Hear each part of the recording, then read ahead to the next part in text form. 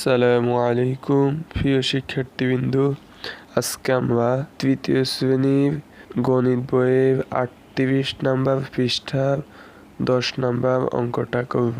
চলো শুরু করি। গীতা অপেক্ষা সীতার 490 টাকা বেশি আছে। আবির অপেক্ষা গীতার 520 টাকা কম আছে। আবিরের কাছে 965 টাকা আছে।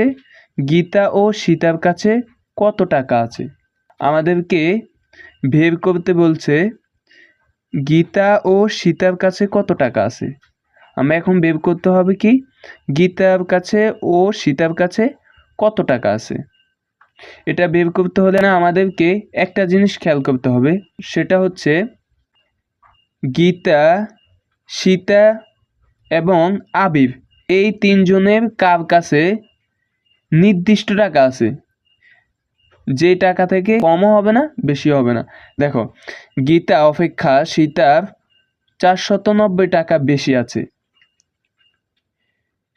গীতা অপেক্ষা সীতার 490 টাকা বেশি আছে। এখানে যেহেতু বেশি লেখাটা আসছে, বেশি আসার কারণে এখানে কিন্তু নির্দিষ্ট নাই, এটা অনির্দিষ্ট। দেখো,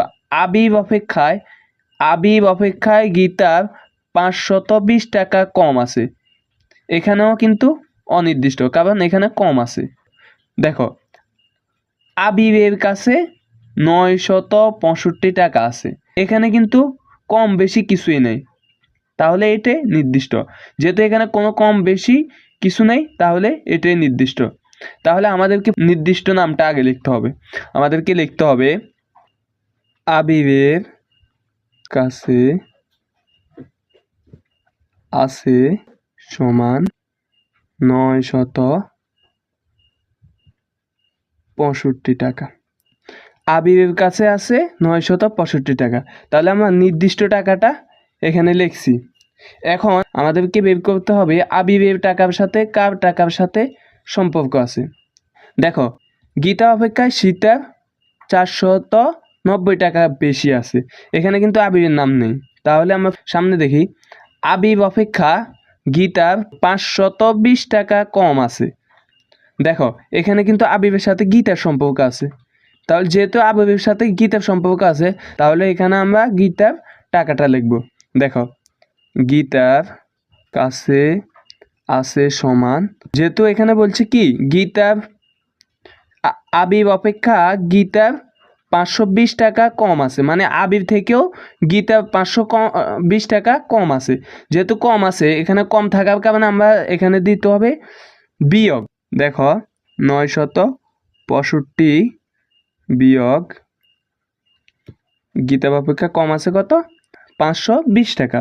তাহলে 520 টাকা, 965 বিয়োগ 520 টাকা।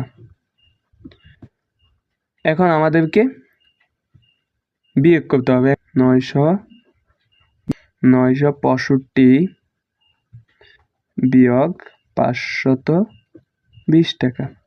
তাহলে 5 থেকে 0 গেলে 5, 6 থেকে 2 গেলে 4, 9 থেকে 5 গেলে 4,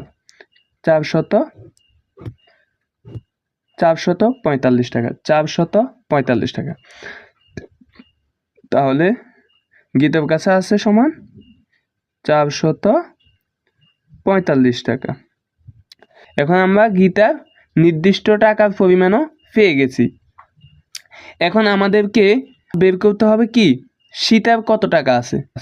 তাহলে সীতার কাছে কত টাকা আছে এটা বের করতে হলে আমাদেরকে খেয়াল করতে হবে গীতা অপেক্ষা সীতার 490 টাকা বেশি আছে।